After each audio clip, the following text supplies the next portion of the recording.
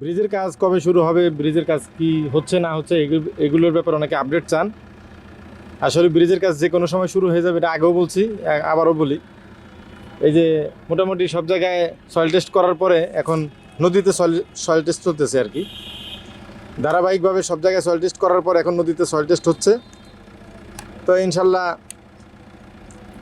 খুব দ্রুতই ব্রিজের কাজ চালু হবে বলে আমরা আশাবাদী। আপনারাও ইনশাল্লাহ আশাবাদী। তো এই হচ্ছে ব্রিজের আপডেট। আসসালামু আলাইকুম।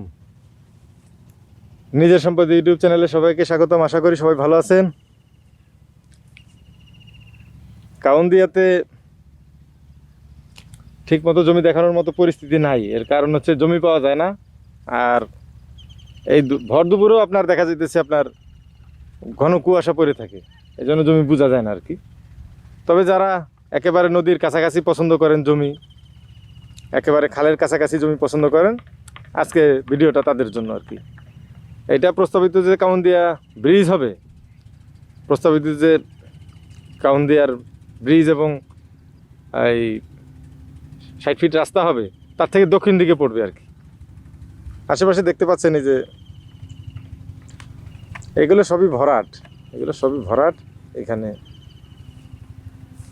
তাদের 5% জমি নেওয়ার টার্গেট আছে।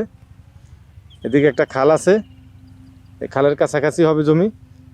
আবার এখান থেকে নদীর সীমানা খুব বেশি একটা দূর না, অল্প একটু দূরে। এই যে এইখানে এই দিকটা আর কি নদীর সীমানা এইখানে। তো যাদের বাজেট ধরুন যে 8 লাখ প্লাস, তারা এখানে জমিটা কিনতে পারবেন ইনশাল্লাহ। তো